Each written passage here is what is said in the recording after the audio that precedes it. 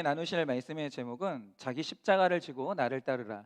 자기 십자가를 지고 나를 따르라라는 제목으로 함께 말씀 나누도록 하겠습니다. 한 번에 저희 선생님께서 교도소에 가서 이제 설교를 하신 적이 있었는데, 여러분 교도소에 가면 생각보다 교회 직분자가 교도소에 참 많다는 사실 아십니까?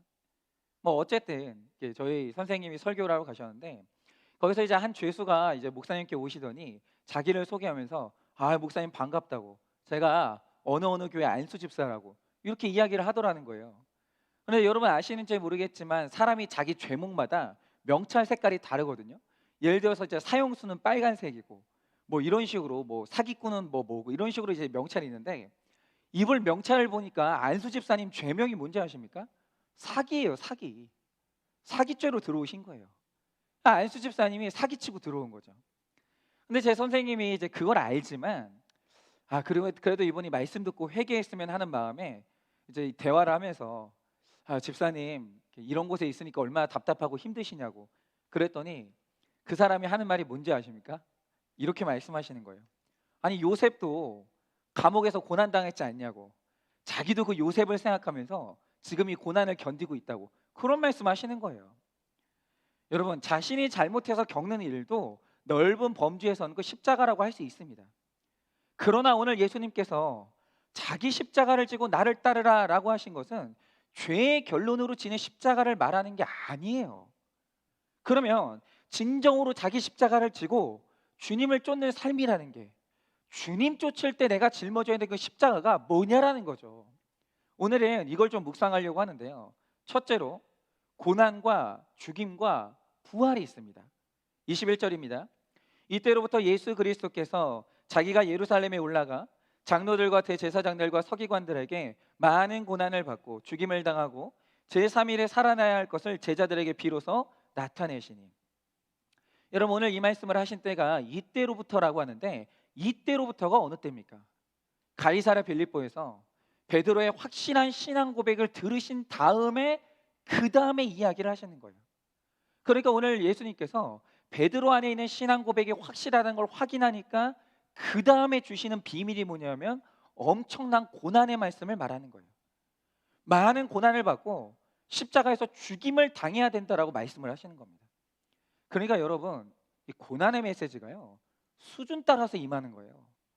이 고난의 메시지는요 신앙 고백이 확실하지 않으면 가르칠 수가 없는 최고 단계의 가르침이에요. 구원이 내 인생의 목적이라고 신앙 고백이 확실하지 않으면 고난이 축복이라고 말하는 구속사가 들리지가 않아요. 신기하죠. 고난이 축복입니다 이게 동의가 되려면 내 인생의 목적이 바뀌어야 돼요. 안 그러면 똑같은 말씀을 선포해도 어떤 사람은 그게 아멘으로 받아지는데 어떤 사람은 이게 동의가 안 되는 거예요. 그런데 예수님께서 오늘 이걸 가르치신 다음에 이것을 이제 실천에 옮기십니다.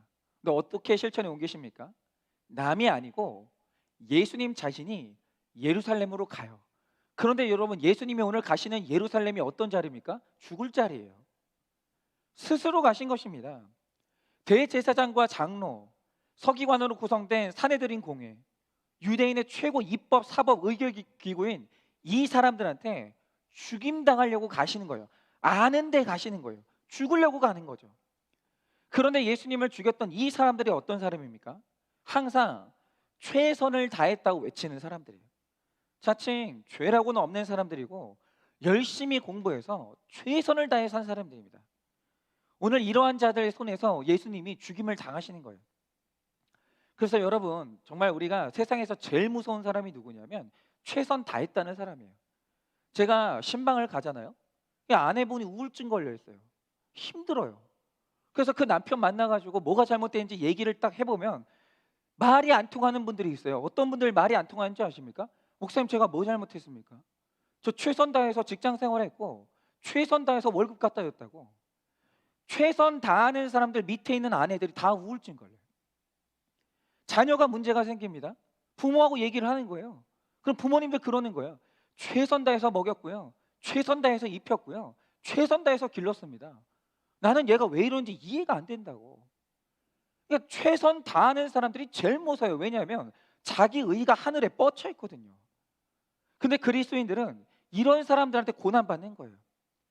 여러분 차라리 자기 죄를 깨닫는 알코올 중독, 마약 중독, 때리고 바람 피우는 남편이 최선 다했다고 외치는 사람보다 나아요. 자기 죄를 보고 회개하기는. 최선 다하는 사람들은요, 회개가 안 됩니다. 제일 무서워요. 그래서 고난 중에 고난은 육적인 고난, 정신적인 고난이 아니라 그 영적인 고난입니다. 예수님이 기적을 그렇게 베푸시고 가르침을 주셔도 이들은 예수님을 죽이기로 결정한 그 뜻을 돌이키지 않아요. 왜냐하면 나는 최선을 다했거든요. 뭐가 잘못되는지 모르겠는 거예요. 그래서 오늘 예수님이 안 변하는 이들에게 고난을 당하시는데요, 그냥 고난도 아니고 많은 고난을 당하십니다. 그리고 결국에는 죽임당하는 고난을 당하세요. 그런데 여러분, 이 고난이요, 죽어져야 되는 이 순간이 반드시 거쳐야만 되고, 반드시 죽임을 당해야 되고, 반드시 다시 살아나야만 하는 그 고난이에요. 여러분, 고난 당하는 건 해도 되고 안 해도 되는 내 선택상 옵션이 아니고요, 구원을 위해서 반드시 있어야 되는 일이고 통과를 해야 되는 길인 거예요. 이거 없이 거룩으로 못 가요. 그런데 이것을 비로소 제자들에게 가르치시고 제자 사역을 본격적으로 시작하십니다. 이제 예수님의 사역은 완전히 새로운 국면으로 접어들어서 이제는 가르침이 고난에 대해서만 가르쳐요. 앞으로 장차 이 제자들도 고난을 당할 것인데, 이 고난이 어떤 의미가 있는지, 이게 왜 우리 부활하고 연결이 되는지 예수님이 계속 그것을 준비시키는 거죠. 여러분, 어떤 과정에서 아내 집사님의 남편이 아침 저녁으로 이혼을 요구하기 시작했어요. 그래서 이 아내분이 얘기한 게 뭐냐면, 좋다, 그러면 이혼하기 전에 딱 석 달만 와서 말씀 들어보자. 그런데 말씀을 들었는데도 당신이 여전히 이혼하고 싶으면 그때 내가 해주마. 그래서 남편이 오케이 하면서 교회를 왔어요. 석 달이 지났습니다. 어떻게 됐을까요? 남편이 결국 변하지 않았어요. 뭐 변했다라고 하면 제일 좋죠. 그런 분들도 있어요. 근데 변하지 않았어요. 그리고 석 달이 지난 다음에 여전히 이혼을 요구했습니다. 그러면 이 여자 집사님은 약속을 지키기 위해서 이혼해야 될까요? 안 해야 될까요? 여러분, 어떻게 생각하십니까? 여러분, 분명히 말씀드리지만 우리 한일교회의 목회 철학은 뭐냐면, 이혼은 어떤 경우에도 불가해요. 그러나 이 경우는 이혼을 처방하는 게 맞아요. 이유는 두 가지 때문인데, 첫째는 이분이 하나님 이름을 걸고 약속했다면 약속을 일단 지키는 것이 영혼 구원을 위해서 더 나을 수도 있습니다. 이 경우는. 그러니까 내 남편을 포기하라는 게 아니라 영혼 구원을 위해서 일부 후퇴할 수 있다라고 생각을 한번 해보시라 이거죠.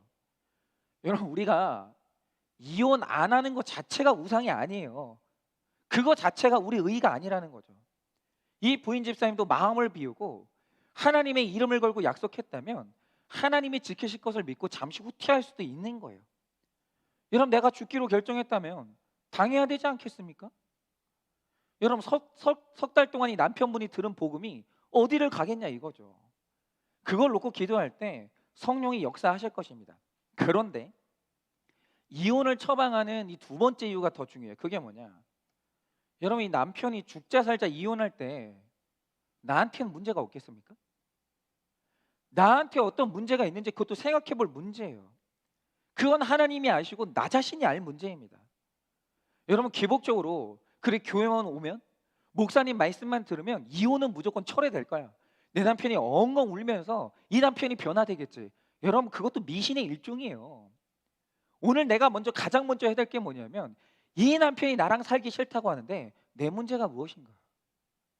내 속에 내가 이런 일을 당해야 되는 내 안에 있는 죄가 무엇인가? 그것도 한번 봐야 될 거 아닙니까? 여러분, 무엇보다 배우자의 구원 때문에 애통해야 되고, 그러기 위해서 제일 먼저 일어나야 될 게 뭐냐면, 자, 일단 교회 데리고 오고 말씀이 틀리면 내 남편 변화돼, 이게 아니라 나 먼저 변하고 내가 먼저 죽어야 되는 거예요. 이 순서는 구속사에서 죽어도 안 바뀌어요. 내가 안 변하는데 상대방이 바뀔 거라고 생각하는 건, 이런 순서는 구속사에 없어요. 내가 먼저 변하고 죽어야 내 환경이 변하는 거예요. 적용 질문 드립니다. 나에게 고난을 주기로, 나를 죽이기로 하는 자들이 있다면 내가 따라야 될 예루살렘은 어디일까요? 구원 때문에 내 생각과 의지를 내려놓고 순종해야 할 사건은 무엇입니까? 두 번째로 사람의 일이 아니라 하나님의 일을 생각해야 됩니다. 십자가는 그런 거라는 거죠. 22절입니다. 베드로가 예수를 붙들고 항변하여 이르되 주여 그리 마옵소서 이 일이 결코 주께 미치지 아니하리이다. 자, 오늘 예수님은 반드시 고난당하고 반드시 죽어야 된다고 하세요. 근데 이 말씀을 들은 베드로의 이 반응이 뭐냐? 베드로가 항변했다는 거예요. 근데 이 항변했다는 말의 뜻이 뭐냐면 그 얘기를 듣고 꾸짖었다는 거예요. 그리 마옵소서. 왜 그런 재수 없는 얘기를 하냐고. 이거 잘 될 거라고 얘기해야지. 왜 그런 부정적인 얘기를 하냐고. 그 하나님이 기뻐하시겠냐고. 이런 식으로 제자가 예수님을 꾸짖는 거예요. 지금 제가 말씀드린 것처럼 아니 목사가 어떻게 교회에서 이혼하라고 말할 수 있냐고. 이거 성경적으로 맞는 일이냐고. 그렇게 제 말을 듣고 저를 꾸짖는 분들이 있을 수도 있습니다. 그런데 앞뒤 문맥을 봐야죠. 앞뒤 문맥을 보지 않으면 저 목사는 교회에서 이혼하라고 해. 이렇게 생각할 수 있습니다. 그러나 옳고 그름으로 이혼을 하라 마라 지금 이 말이 아니에요. 가장 먼저는 내 죄 보고 남편과 아내가 영적으로 하나 되라는 거예요. 내가 내 남편을 얼마나 질리게 했으면 이런 일이 일어났을까? 내가 내 아내를 얼마나 외롭게 만들었으면 이런 일이 일어났을까? 영적으로 자기 죄를 보면서 먼저 하나가 되라는 거예요. 여러분 베드로가 가이사라 빌립보 지역에서 신앙 고백을 해서 한껏 예수님한테 칭찬을 받았습니다. 그래서 인간적인 열심과 충성이 하늘을 찌릅니다. 주를 위해서 뭐든지 할 것 같아요. 그런데 오늘 이런 베드로에게 예수님이 뭐라고 하시냐? 긍정의 힘을 말하는 베드로에게 사탄이라고 꾸짖는 거예요. 23절입니다. 예수께서 돌이키시며 베드로에게 이르시되 사탄아 내 뒤로 물러가라. 너는 나를 넘어지게 하는 자로다. 내가 하나님의 일을 생각하지 아니하고 도리어 사람의 일을 생각하는도다 하시고, 지금 베드로의 확신과 예수님의 확신 사이에 충돌이 일어났어요. 그러니까 베드로는 뭐냐면 예수님 고난과 죽음이 웬 말입니까? 믿는 자에게 이게 웬 말입니까? 안 되는 일입니다. 이렇게 강력하게 반발하는 베드로가 확신에 차 있고, 그런데 사탄아라고 꾸짖을 만큼 예수님도 고난이 있어야 된다라고 확신에 차 있는 거예요. 그러면 하나 여쭤볼게요. 고난은 있으면 안 된대요. 베드로는. 예수님은 고난은 반드시 있어야 된대요. 누구 쫓아야 됩니까 우리가? 정답은 있죠. 당연히 예수님 쫓아야죠. 여러분 이 말 뜻이 뭐겠어요? 예수 믿는 사람도 암 걸릴 수 있어요. 예수 믿는 사람도 시험에서 떨어질 수 있고 망할 수도 있어요. 그거 인정하라는 거예요. 그러나 더 중요한 것은 뭐냐면 거기서 끝나는 게 그리스도인이 아니라 그 죽음의 환경에서 3일 만에 살아나는 것을 보여줘야 된다는 거죠.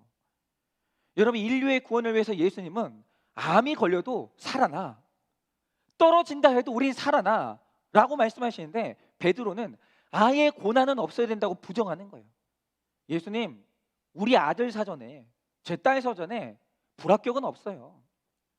예수 믿는 내 사업에 부도 없습니다. 강력하게 반발하는 거예요. 예수님은 부활을 말씀하시는데 베드로는 애초에 죽음을 부정하는 거예요. 부활은 다 필요 없고 왜 죽냐고, 우리가 죽으면 안 된다고 이러시는 거예요. 내가 떨어지면 누가 그 대학에 붙냐, 네가 아니면 누가 되겠냐라고 그런 식으로 늘 긍정의 힘만 말하는 거예요. 여러분 아무리 사랑한다고 해도 여러분 아예 우리 삶에 오는 이 고난을 부정하는 것은 구속사를 방해하는 모습이에요. 아파서, 망해서, 심지어 이혼의 사건을 통해서 구원이 임한다면 이거보다 더 큰 복은 없는 거예요. 여러분 이것이 바로 시대의 표적을 보는 것입니다. 그런데 우리는 눈앞에서 잘 되는 것 이상을 넘어서지 못해서 벌벌 떠는 거예요.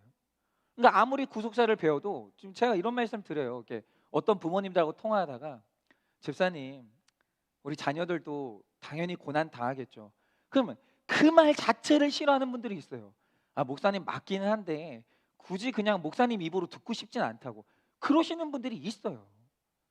그러니까 내 인생에서 현실에서 잘 되는 것을 못 넘어서서 벌벌 떠는 거예요. 여러분 예수님은 오늘 인류를 구원하기 위해서 나는 한번 죽어야 된다고 하시는데 베드로에게는 능치 못함이 없다고, 하나님이 사랑하시는 자에게 절대로 고난을 주지 않는다고 계속 그렇게 예수 믿는 자는 가난하게 살지 않는다고 믿습니까? 이러는 거예요. 근데 여러분, 고난이 있어야 된다고 말하는 목사하고 여러분 뭐든지 잘 된다고, 내가 기도해 주면 여러분들 자녀 다 합격한다고, 집사님 사업 잘 될 거라고 그렇게 힘있게 와가지고 기도해 주는 목사님하고 누가 더 좋으세요? 누가 더 멋있습니까? 여러분, 그러나 베드로가 나는 결단코 주를 배신하지 않는다고, 믿는 자에게는 능치 못할 일이 없다고 확신했죠. 근데 베드로가 그 확신을 지켰습니까? 못 지켰습니까? 못 지켰어요. 예수님이 십자가에 달리던 날 준비되지 않으니까 고난이 왔을 때 도망가는 거예요. 그러니 여러분, 확신 너무 좋아하지 마세요. 대학에 붙게 해준다는 말에 돈 싸들고 가가지고 아이를 맡기고 기도받고 그러지 말라라는 거예요. 저는 지금도 가장 이해가 안 되는 분들이 누구냐면, 여러분, 내가 못 기르는 애를 남이 길러줄 수 있습니까? 내가 사랑하지 못해서 감당이 안 되는 애를 남이 사랑해주고 감당할 수 있습니까? 그런 일은 안 일어나요. 한 이번에도 코로나 사태 때 웬 무슨 뭐 마이클 조라는 선교사가 무슨 뭐 부모들이 뭐 애를 뭐 외국의 대학에 보내준다니까 거기 그냥 다 맡겼다가, 여러분 그 사람이 애들 돌봤습니까? 코로나 기간에 그 위험한 때 애들을 그냥 돈벌이 하겠다고 한 군데다 그냥 다 격리시켜 놨더니 애들 무더기로 확진됐잖아요. 돌봐준 게 아니에요. 그냥 자기 돈벌이를 위해서 그냥 이용을 한 거예요. 여러분, 이런 식으로 누가 내 아이 뭐 합격시켜준다, 잘 되게 해준다, 돈 싸들고 가지고 아이들 맡기고 기도받고 그러지 마십시오. 그러지 말라라는 거예요. 여러분, 교회 가는 것을 반대하던 한 아버지가 자기 딸이 인류대학을 다니다가 장학생으로 다니다가 가출하니까 그 고단이 돼가지고 교회를 찾아오셨어요. 그런데 잠시 후에 딸이 돌아오니까 다시 발길을 끊으시더니 그 딸이 좀 더 멀리 가출해 버리니까 그제서야 교회를 와서 세례를 받았습니다. 그러니까 여러분 보세요. 이분이 세례받고 구원받기 위해서는 내 딸이 가출하고 고난받는 일도 있어야 되는 거예요. 없으면 좋죠. 저도 없었으면 좋겠어요.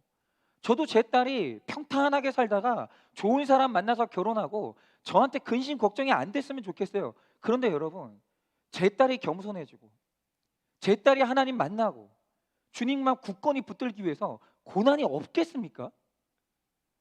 아니, 저 아이에게 늘 성공하고 좋은 일만 일어나면 저 아이의 교만을 어떻게 막을 거예요?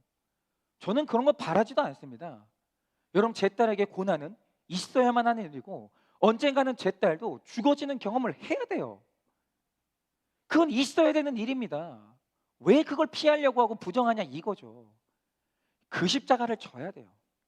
내 구원과 거룩을 위해서는 내가 받아야 될 고난과 죽음이 있다라는 거예요. 여러분, 지금은 그래서 이 세례를 받으신 그분은 목자로서 교회를 섬기고 있다고 합니다. 하나님이 이분을 정말 사랑하죠. 사랑하니까 목자 만들려고 이 자녀 고난을 주신 거예요. 그런데 오늘 베드로는요, 자기 일만 생각하는 거예요. 주님은 온 인류를 위해서 부활까지 생각하면서 이 고난 받아야 된다고 말씀하시는데 베드로는 자기만 생각하는 거예요. 예수님이 돌아가시면 누가 나를 장관시켜주나? 예수님이 돌아가시고 나면 누가 나를 출세시켜주나? 자기 일만 생각하는 거예요. 여러분, 인간이 100% 죄인이라 다 자기 생각으로 쓸데없는 장담들을 합니다. 그래서 주님이 정확하게 사탄이라고 하시는 거예요. 그러니까 오늘도 이제 우리가 이제 나눔을 하는데 이제 그런 분들이 있습니다. 여러분, 그리스도인들 안에 음란 없습니까? 그리스도인들 안에 돈 욕심 없습니까? 그리스도인들 안에 미움 없습니까? 다 있거든요. 그런데 어떤 분들 만나보면 없다는 거예요. 저는 음란도 없고요, 저는 뭐 이렇게 탐심도 없고요, 저는 미움도 없고요, 저는 이 세상에 미워하는 사람 아무도 없어요. 옛날에는 그랬는데 지금 다 용서했습니다. 거짓말이에요. 그게 없는 사람이 어디 있어요 세상에. 드러나고 죽어야 되는 거예요 그것들은. 여러분, 정말 그 목장에서도 처방을 잘못 내리면 걸려서 넘어지게 하고 망하게 할 수 있다라는 거예요. 근데 오늘 그 처방 잘못하는 사람이 누구냐? 베드로예요. 고난은 없다는 거예요. 믿는 사람에게 뭐 그런 건 없다는 거죠. 여러분, 이런 식으로 말하는 교회, 이런 식으로 말하는 공동체가 있다면 빨리 빠져나오셔야 돼요. 여러분, 예수님은 사람의 일을 생각하는 사탄에게 내 뒤로 물러가라고 하셨습니다. 적용 질문 드립니다. 베드로처럼 결코 고난이 미치지 않을 거라면서 나 자신에게 그리고 다른 사람에게 사탄의 역할을 하고 있지는 않습니까? 그리하지 마소서 하면서 적용해야 할 때는 방해하지 않습니까? 상담하고 영적 조언을 해줄 때 분별력을 주셔서 할 말과 하지 말아야 될 말을 분별하게 해달라고 다 같이 좀 기도했으면 좋겠습니다. 세 번째로 예수님의 제자가 되려면 명령을 들어야 돼요. 명령에 순종하는 것이 우리가 져야 되는 십자가예요. 24절입니다. 이에 예수께서 제자들에게 이르시되 누구든지 나를 따라오려거든 자기를 부인하고 자기 십자가를 지고 나를 따를 것이니라.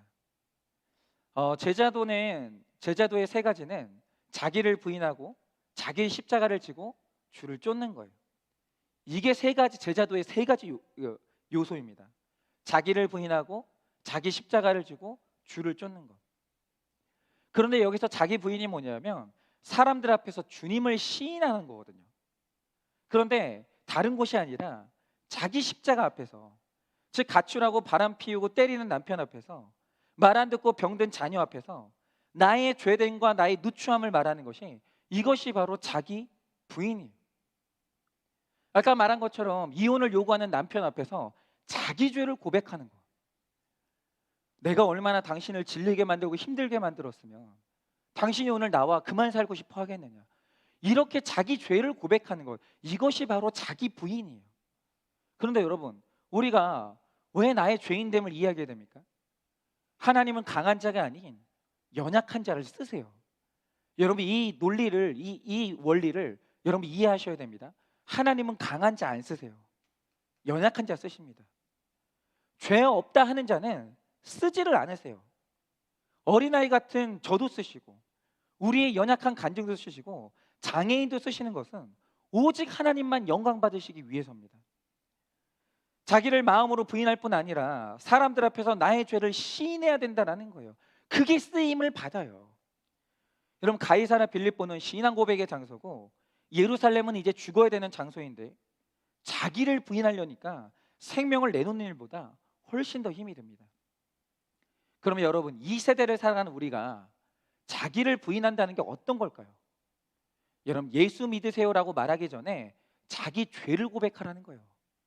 자기의 연약한 스토리를 고백하고 이런 내가 어떻게 구원받았는지 나를 먼저 고백하라는 거죠. 로마서를 보면 1장부터 3장까지 제일 먼저 죄 이야기가 나와요. 예수 이야기 안 나옵니다. 로마서의 구원사를 쭉 보면 가장 먼저 사람의 죄 이야기가 나와요. 그 다음에 전도 이야기가 나옵니다. 그러니까 이런 거예요. 내 죄를 내놓지 않고 어떻게 전도하겠어요? 그게 안 되는 거예요. 여러분, 시아버지 시어머니에게 나의 누추함을 내어놓지 않고 전도할 수가 없어요. 여러분, 우리는 부끄러운 학벌조차 말을 못합니다. 나의 부족함을 말을 못하는 거예요. 망한 사건도 부끄러워서 말을 못해요. 자녀들이 뭔가 넘어졌다? 말을 못하는 거예요. 여러분, 자기를 부인하고 자기 십자가를 지라고 하셨지 남편, 자식, 시댁을 부인하고 남의 십자가를 지라고 하지 않으셨어요. 그러니까 이런 거죠. 간증을 해도 시댁 이야기는 쉽고 친정 이야기는 그거보다 조금 더 어렵고 아들, 딸 이야기하는 건 그거보다 더 어렵고 자기 이야기가 가장 힘들어요. 저도 그러니까 이 사역을 할 때 제일 하기 싫은 이야기가 있어요. 그게 뭐냐면, 제가 목회자 아들인데 저희 집의 치부를 이야기하는 게 쉽겠습니까? 어릴 때부터 저는 그런 훈련을 받아본 적이 없어요. 늘 입 다무는 훈련, 숨기는 훈련만 받았지 나누는 훈련을 받아본 적이 없어요. 그러니까 저는 차라리 우리 집 얘기를 하느니 매를 맞는 게 낫지 남들 앞에서 완벽한 척했던 목사 가정의 이야기를 말하는 게 쉽지 않았어요. 그런데 지금 와서 생각해보면 그렇지 않아요? 아니, 목사 사모이기 전에 부부잖아요. 아니, 부부가 싸우는 것도 당연한 거고 자녀가 속을 썩이는 것도 당연하고 사람 사는 세상에서 모든 게 다 당연한 건데, 예전에는요 당연한 걸 말하는 것도 너무 힘들었어요. 왜냐하면 우리 엄마 아빠가 목회자인데 우리 엄마 아빠 싸웠다는 얘기를 하면, 내가 시험을 못 봤다는 얘기를 하면 그 신비감이나 존경심이 떨어져서 아버지 목회가 안 될 것 같은 두려움이 있는 거예요. 그런데 제가 이런 말을 하면 뭐 저런 거 뭐 집안일 얘기하는 거 뭐 저런 것도 자기 부인이냐, 뭐 시시하다 이러면서 가짜게 여기는 분들도 있겠지만 이건 저한테 너무너무 어려운 적용이었어요. 어릴 때 저의 아픔, 목회자 가정에서 일어났던 말 못한 비밀들, 이런 걸 말하는 게 저한테는 굉장히 어려운 적용이었습니다. 그리고 어떤 집사님은 이 공식적인 최종 학력이 중졸이었어요. 학벌이 없어요.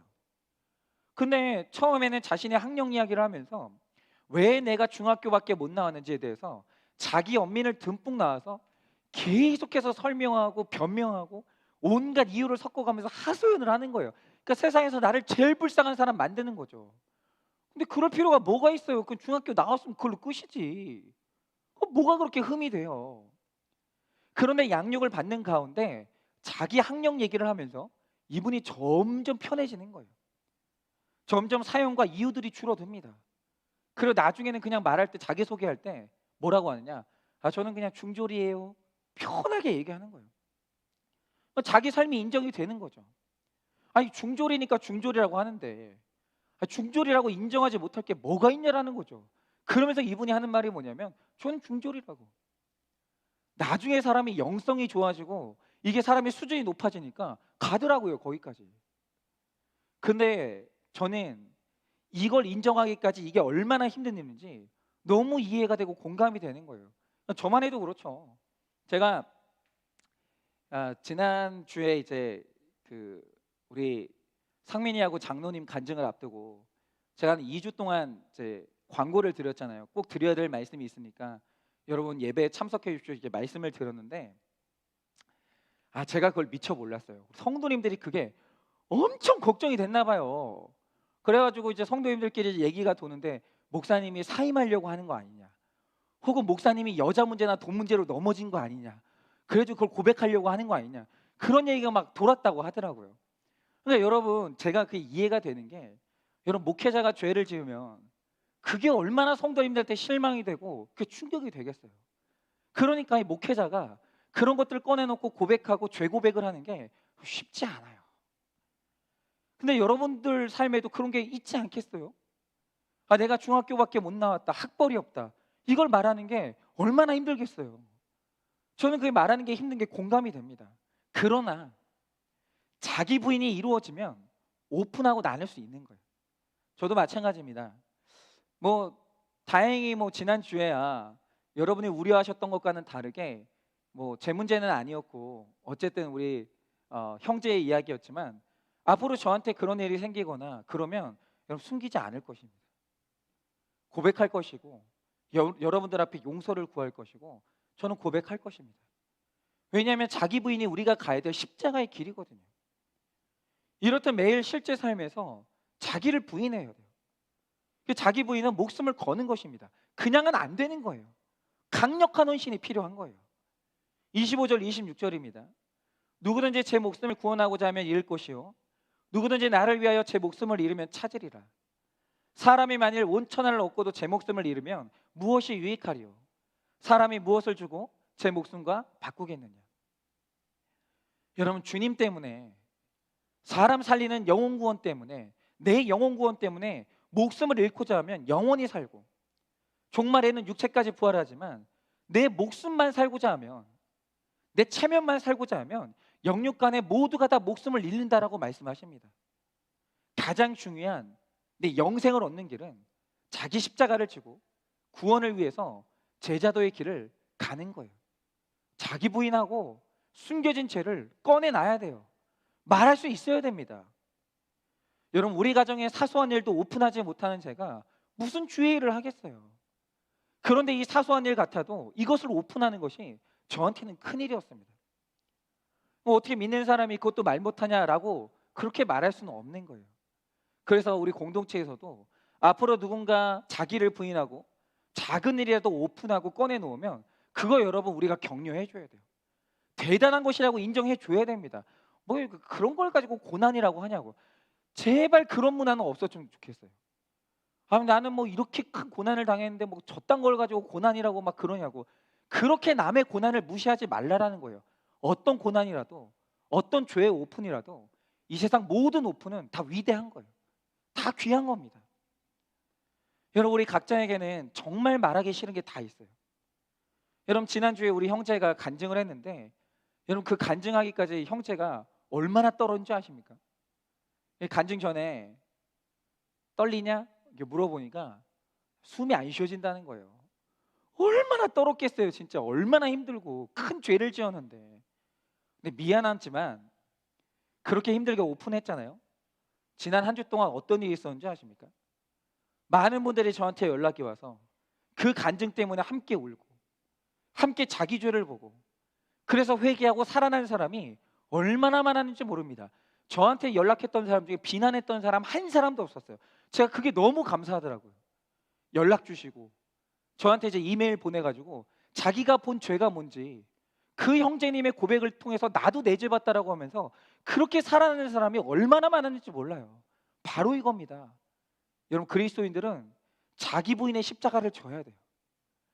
나 살리고 다른 사람 살리기 위해서라도 자기 죄를 오픈하고 그것들을 고백을 해야 된다는 거죠. 여러분, 자기 부인은 생명을 주는 것만큼 중요해요. 여러분, 천하보다 귀한 것이 구원받은 생명이라고 하셨는데 내 생명을 내놓으니까 다른 사람 영생까지도 책임지는 인생이 되게 하시는 거예요. 그렇죠. 여러분, 우리 형제가 만약에 일평생 그 죄를 오픈하지 않고 그냥 자기 혼자 가지고 있었다고 하죠. 죄인으로 죽는 거예요. 그런데 만천하에 오픈하고 여러분들에게 고백을 하고 용서를 받았어요. 근데 일단 형제가 살았죠. 살았는데 신기한 게 뭐냐면 오픈하니까 형제만 살아난 게 아니에요. 동일한 죄를 지었던 수많은 사람들이 살아나는 거예요. 이게 바로 자기 부인은 다른 사람에게 생명을 주는 위대한 사역인 거예요. 그러므로 오직 구원을 이루기 위해서 내 목숨을 버리는 자기 부인과 자기 희생이 있어야 되고 자기 십자가는 져야 되는 거예요. 자기 십자가는 져야 되는 것입니다. 남의 십자가 지지 마세요. 그러니까 뭐 이런 분들 있죠. 얘기 들었어? 장로님이 설마 그랬대. 목사님이 세상에 그랬대. 그 집애가 세상에 그랬대. 이게 남의 십자가 지는 거예요. 왜 남의 십자가 지냐고요? 자기 십자가 지시라고요.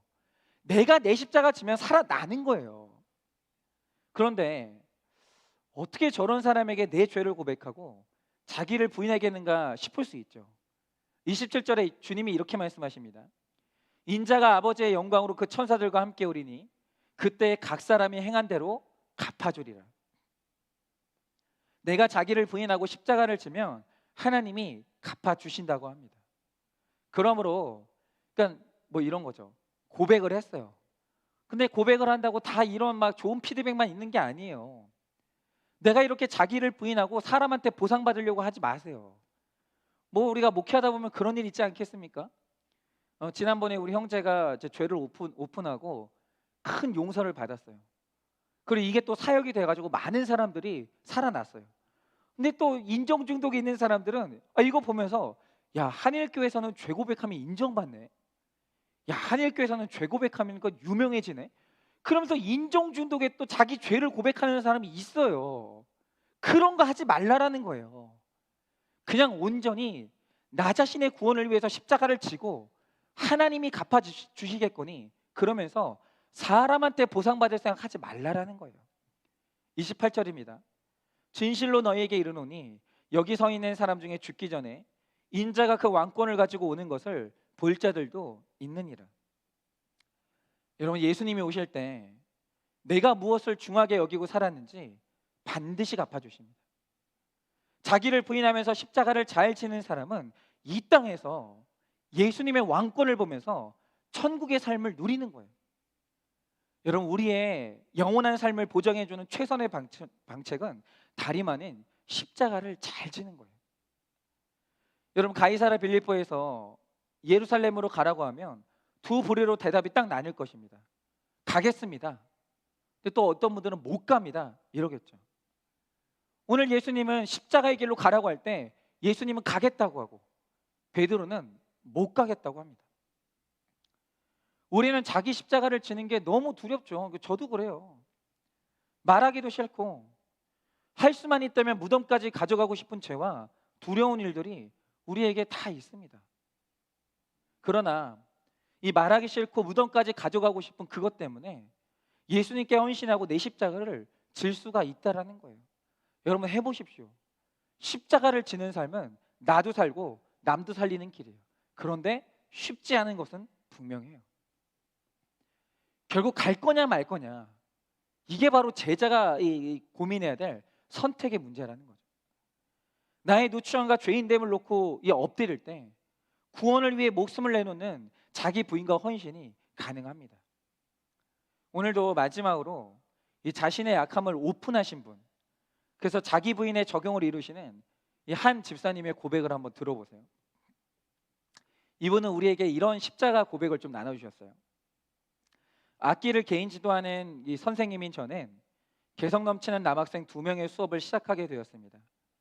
한 학생은 학교 선생님에게 깊은 상처가 있어서 모든 선생들에게 적대감이 있고, 한 학생은 친구를 사귀지 못하고 공동체 생활에 적응하지 못하는 아이였습니다. 둘 다 만만치 않은 상대라 그 아이들의 수업이 있는 날은 잠에서 깨자마자 이 복통이 느껴질 정도로 스트레스가 심했습니다. 그래도 교회에서 목자 체면에 목장 가서 그 학생들 포기했다고 말할 수가 없어서 울며 겨자 먹기로 계속 수업을 했습니다. 그런데 이 아이들은 수업 시간에 바닥에 누워버리거나 지시에 전혀 따르지 않고 엉뚱한 행동만 하고 말꼬리를 붙잡고 늘어질 때면 화가 나서 미칠 지경이었습니다. 혈기를 내봤자 긍정적인 효과를 얻을 수 없기에 힘들게 참았습니다. 그러다 어느 날은 10년 가까운 레슨 경력에 처음으로 수업 도중에 그만 뛰쳐나와 버리고 말았습니다. 패배감과 절망감에 휩싸여 주님 앞에 엎드렸을 때 주님은 제 성냄의 근원이 무엇인지 물으시고 보게 하셨습니다. 겉으로는 아이들에게 친절하게 대하면서도 제 깊은 마음속에선 그 제자들을 다른 똑똑한 제자들과 끊임없이 비교하고 있는 것을 보여주셨습니다. 그러면서 적어도 이 정도는 돼야지 하며 드러나는 교육 효과가 없는 것에 대해 안달하고 있는 제 모습이 깨달아졌습니다. 조급함으로 나타나는 저의 교만에 주님도 아이들도 속지 않았습니다. 제가 먼저 온전한 이해와 사랑으로 기다려줄 마음이 없었기 때문에 아이들은 진심 어린 이해와 사랑을 달라고 온몸으로 말하고 있었던 것입니다. 말씀을 통해 목숨을 잃는 것이 대단한 순교가 아니라 주님이 허락하신 제 삶 가운데 소소해 보이는 죽음부터 잘 죽으라고 하십니다. 고통과 기도 제목으로 다가오는 이 두 제자를 피해 달아나지 말고 그들을 꽉 껴안으라고 하십니다. 만약 주님께서 제가 학생들에게 요구하듯 어떤 고상한 기준을 세워놓고 저에게 거기까지 올라와야 구원해 주시겠다고 하셨다면 저는 어떻게 되었을까 생각할 때 저는 구원을 꿈도 꾸지 못할 낙제 인생임이 인정이 되어집니다. 저를 구원하시기 위해 기꺼이 낮고 낮은 죄인의 수준까지 직접 내려와 주신 주님, 자기를 희생하는 것이야말로 참된 자아를 찾는 길이며 그 길이 바로 주님이 가시는 길이라고 말씀하셨을 뿐만 아니라 그대로 살아내셨던 예수님을 닮기를 소망합니다. 오늘 이분이 이렇게 자기속에 있는 죄를 고백하면서 오늘 자기 부인을 하면서 이렇게 나눠주셨어요. 여러분, 제자는 자기를 부인하고 십자가를 지고 예수님을 쫓는 자들이 제자예요. 근데 이렇게 예수님을 쫓는 일은 많은 고난을 받고 죽임당하는 가운데서 살아나는 거예요. 그러니 여러분, 오늘 여러분의 삶 가운데 고난이 있다는 것을 이상하게 여기지 마세요. 오늘 우리 삶 가운데 내 자녀가 고통받고 내 배우자가 고통받고 내 삶 가운데 실패가 있다는 것을 부정하지 마세요. 여러분, 그 일은 있어야만 하는 일이에요. 여러분, 예수님도 맞았습니다. 예수님도 십자가에 못 박혔어요. 근데 왜 나는 아니어야 됩니까? 왜 나는 거기서 제외돼야 됩니까? 왜 나는 그런 일이 일어나면 안 되는 겁니까? 그 생각을 하는 것 자체가 제자의 생각이 아니에요. 그런데 우리가 이렇게 고난 가운데서 살아나기 위해서는 하나님의 일을 생각하고 사람의 일을 생각하지 말아야 돼요. 여러분, 베드로의 확신과 주님의 확신을 분별하시기 바랍니다. 어떤 일도 일어나지 않을 거야, 잘 될 거야, 이 확신은 버리시고 내가 어떤 일이 일어난다 할지라도 나는 제3일에 살아날 거야, 이런 주님의 확신으로 가셔야 돼요. 그리고 자기 십자가를 지고 쫓을 수 있도록 목숨을 내놓고 따라가야 됩니다. 여러분은 어떤 자기를 부인하고 내놓아야 될 여러분의 수치가 뭐가 있습니까? 여러분이 인정해야 될 자기의 연약함이 뭐가 있으세요? 오늘 당장 하나님 앞에서 해야 될 그 회개가 뭐가 있으시냐라는 거죠. 여러분, 자기를 부인하시고 내어놓으세요. 입 밖으로 꺼내고 회개하세요. 적용하십시오. 그럴 때 우리가 많은 고난 가운데 살아나는 부활의 역사를 저도 경험하고 여러분도 경험하게 될 줄을 믿습니다. 그렇게 우리 한 주 동안 자기를 부인하고 십자가를 지고 예수님을 쫓는, 그래서 다시 한번 부활을 경험하는 우리의 한 주 되시기를 예수님의 이름으로 축원을